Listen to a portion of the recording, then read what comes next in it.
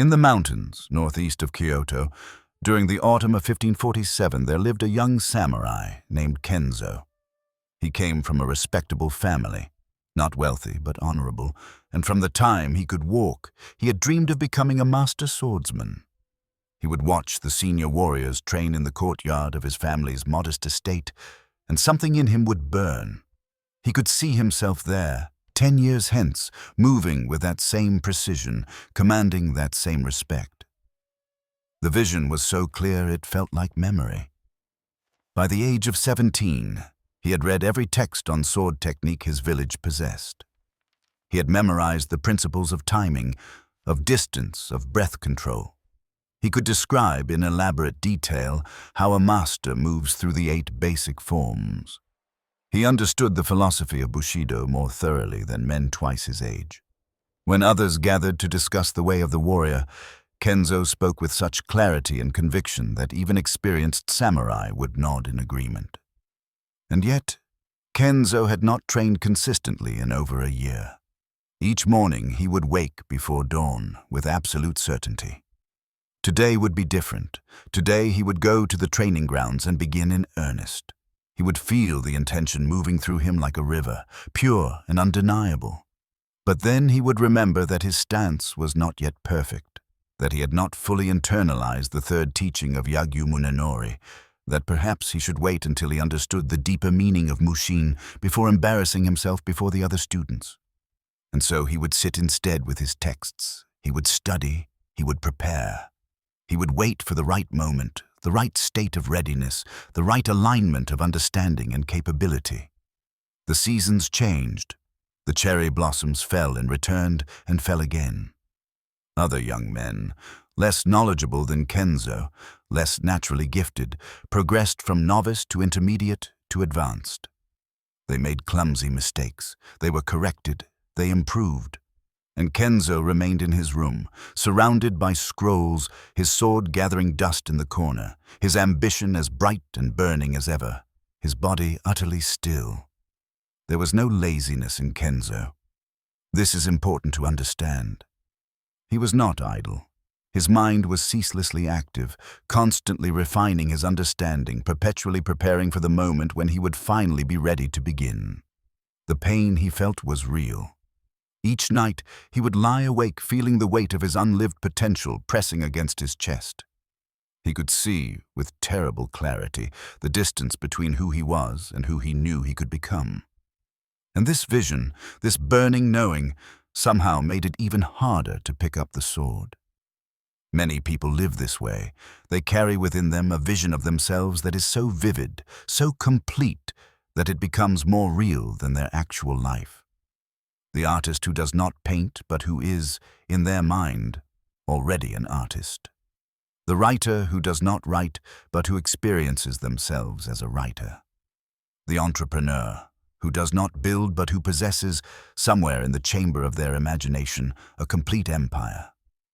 This inner vision is not mere fantasy. It is often built on genuine capability, on real talent that has simply never been tested by the world. And this makes it particularly dangerous, because if the vision is false, meaningless daydreaming, it eventually collapses under its own weight. But if the vision is true, if there really is potential there, then it can sustain itself indefinitely. A person can live their entire life in the warm glow of their own possibility, never risking the cold exposure of actual attempt. Kenzo's father watched this with growing concern, but he was a quiet man who believed in allowing his son to find his own way.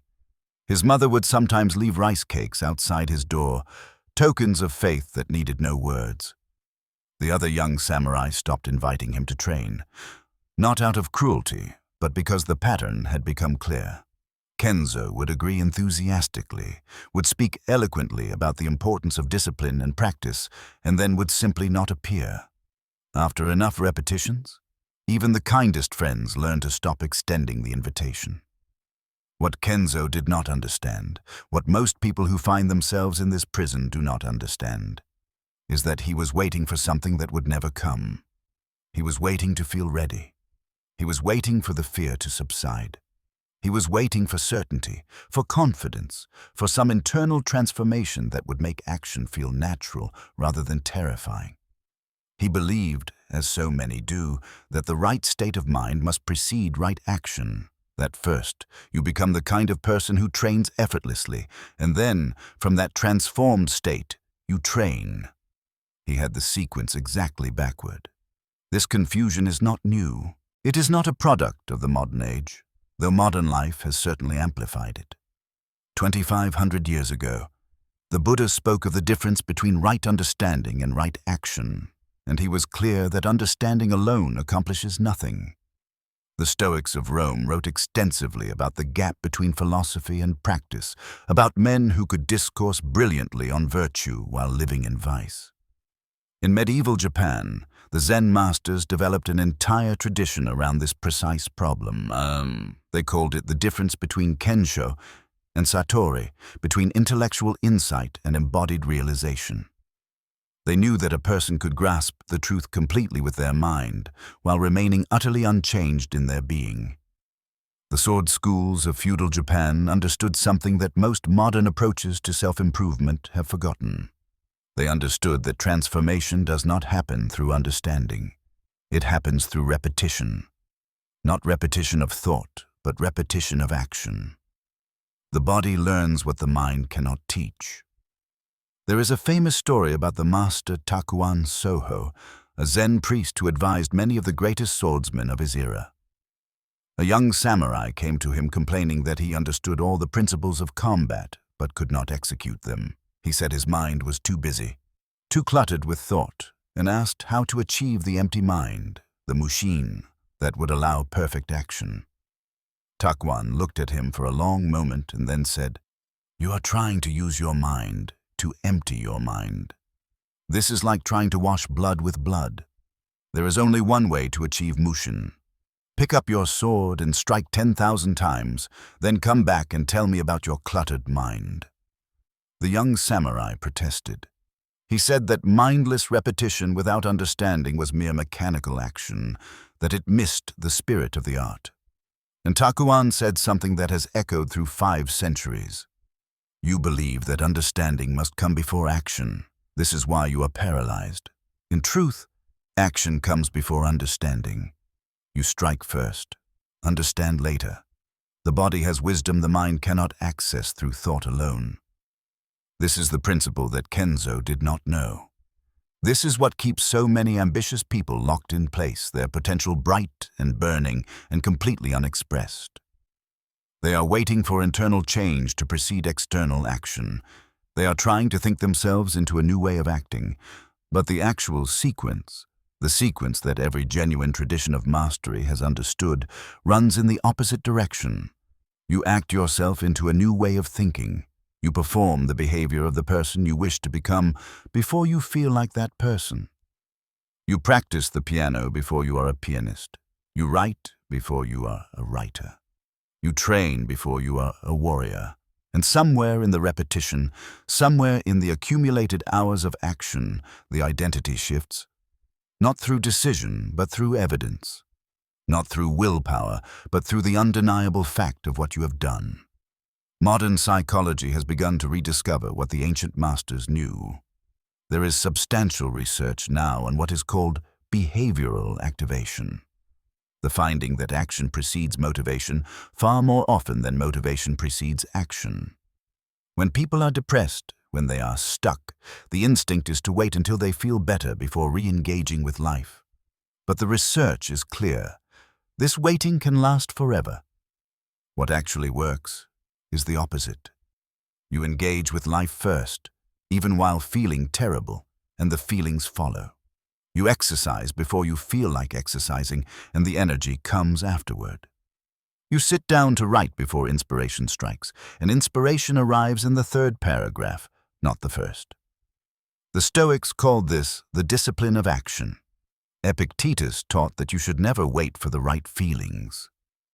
He said that if you wait until you feel brave to act bravely, you will wait your whole life, because bravery is not a feeling that precedes brave action.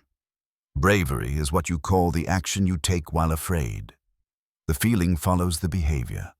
Marcus Aurelius, Emperor of Rome, wrote in his private journals about the mornings when he did not want to rise, when his bed was warm and the world was cold. He wrote, "At dawn, when you have trouble getting out of bed, tell yourself, I have to go to work as a human being. What do I have to complain of if I'm going to do what I was born for, the things I was brought into the world to do?" He did not wait to feel like an emperor. He acted like an emperor first, and the identity hardened around the action. This is why every genuine path of mastery begins with form. The Zen student is not taught to wait until they understand enlightenment before sitting in meditation. They are told to sit first, understand later. The martial artist is not told to wait until they grasp the deeper meaning before practicing the basic strikes. They are told to strike 10,000 times, and the meaning will reveal itself through the body's knowing. The musician is not told to wait for inspiration. They are told to practice scales until the scales disappear and music remains. But something in human psychology resists this. We want to feel like the destination before we begin the journey. We want the confidence of a master before we are willing to be a beginner. We want to feel motivated before we take action, not understanding that motivation is a result, not a cause. We treat feelings as if they are oracles, as if they contain some essential truth about what we should or should not do. And this is a fundamental misunderstanding of how consciousness works. Feelings are not truths, they are information, and often outdated information at that. Fear, anxiety, resistance. These are the brain's warning signals designed by evolution for a world that no longer exists. When you feel afraid to begin training, your brain is not giving you accurate information about whether you should train. It is giving you very old information about the dangers of social exposure, of physical risk, of energy expenditure in a calorie-scarce environment. These warnings made sense 10,000 years ago. Now they are simply noise, static in the system, to be acknowledged and then disregarded. The ambitious person who does not act is generally not lacking in desire. They have too much desire, in fact. The wanting has become so large, so defining, that it has replaced the doing. They wake each day carrying this enormous sense of potential, and it is both a gift and a burden. A gift because it means they have not given up, have not settled, have not made peace with mediocrity. A burden because the gap between the vision and the reality becomes a source of constant pain, constant guilt, constant shame. And shame, more than any other emotion, is the great paralyzer. Shame tells you that you are not the kind of person who does this thing, that there is something fundamentally wrong with you, that action will only expose your inadequacy, and so you wait, you prepare, you study, you refine your vision of who you will become someday. And that someday never arrives. Kenzo lived this way for 3 years. 3 years of burning ambition and perfect stillness. His knowledge of swordsmanship became encyclopedic. He could discourse on the subtle differences between the Ito-ryu and Yagyu Shinkaje-ryu schools. He understood the philosophical underpinnings of combat in ways that even some teachers did not. And his sword remained untouched. Then, in the winter of his 20th year, something shifted. It was not a dramatic realization. It was not enlightenment. It was something much quieter. He was sitting in his room one evening, feeling the familiar weight of his unlived life, when he noticed that his hands were trembling, not from cold, but from something else, from the strain of holding so much potential without release. And in that moment, a thought arrived that was not elevated or philosophical. It was almost mundane. He thought, I could pick up the sword right now, not to become a master, not to fulfill my potential, not even to train properly, just to hold it, just to feel its weight. This thought was different from the grand resolutions he had made 1,000 times before.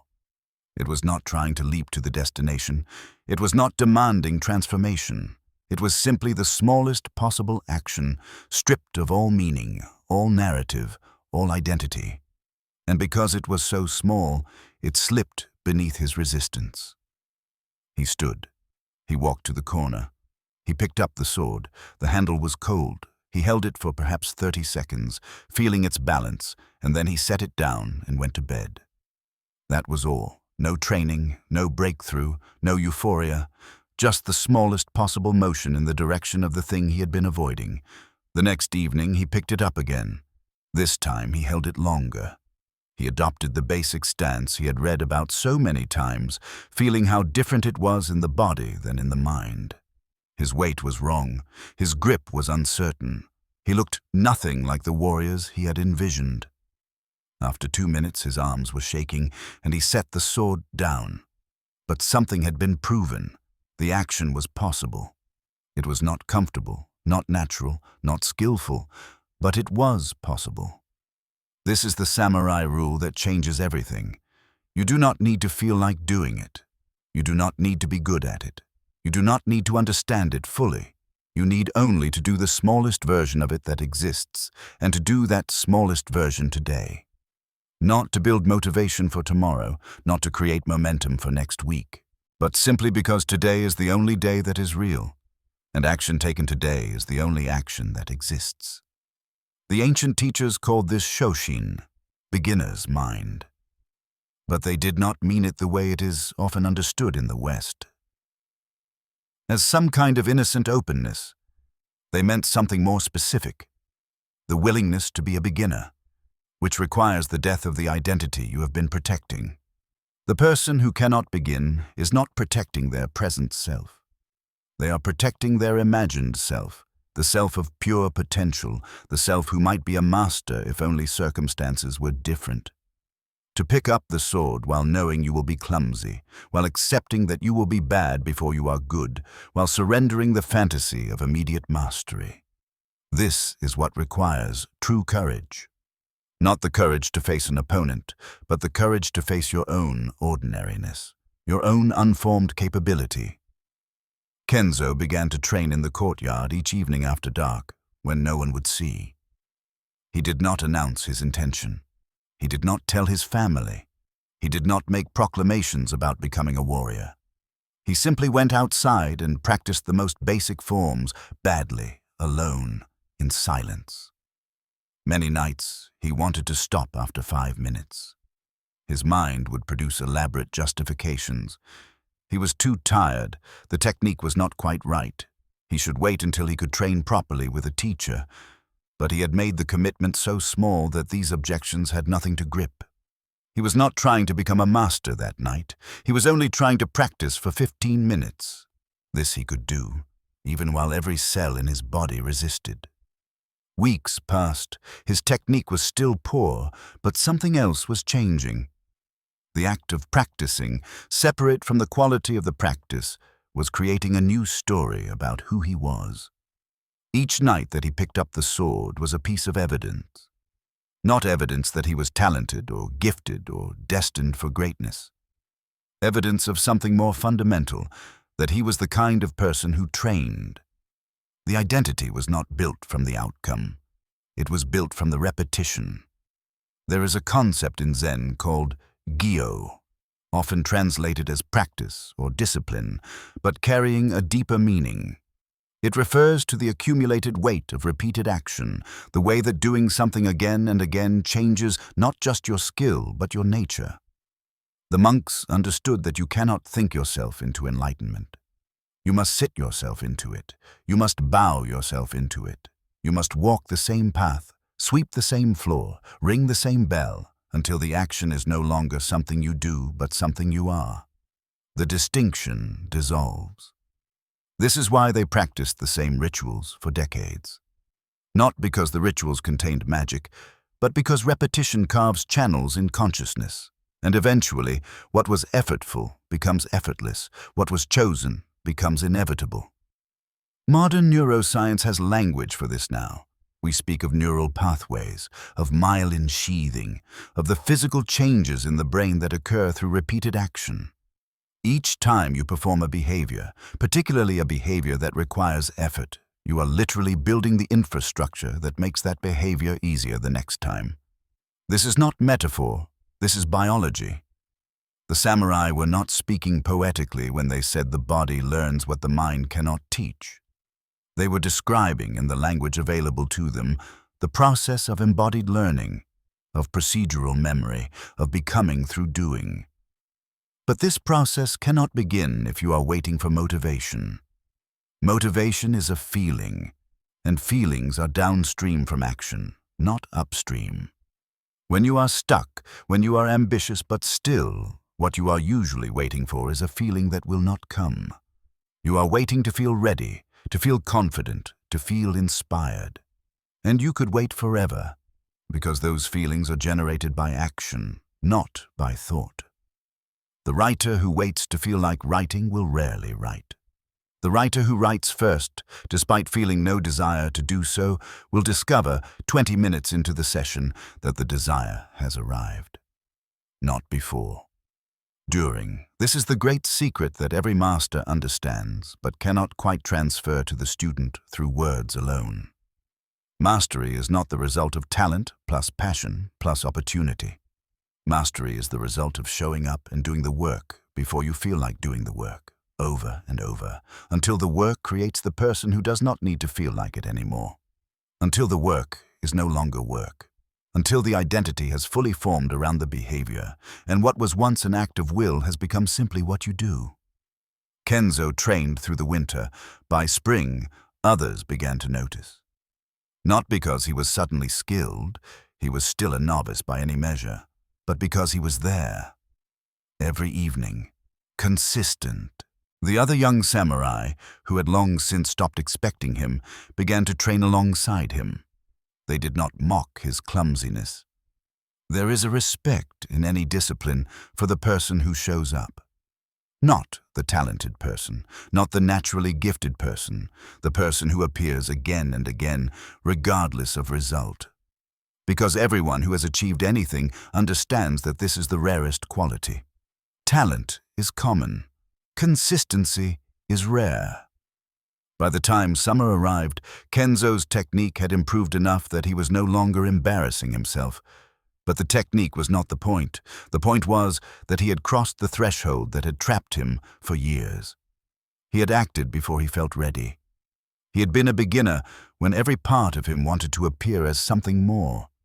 He had surrendered the protection of potential and accepted the vulnerability of actual, often flawed, sometimes failing attempt. And in that surrender, he had found what he had been seeking all along. Not mastery of the sword, not yet, but mastery of the only enemy that matters. The voice that says, wait, prepare, understand more fully before you begin. There is a teaching in the Hagakure, the famous text on the way of the samurai, that speaks to this. It says, there is surely nothing other than the single purpose of the present moment. A man's whole life is a succession of moment after moment.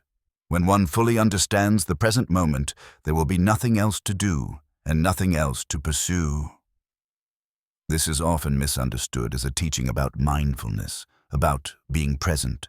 But in context, it is a teaching about action. The present moment is not a space for observation. It is a space for doing.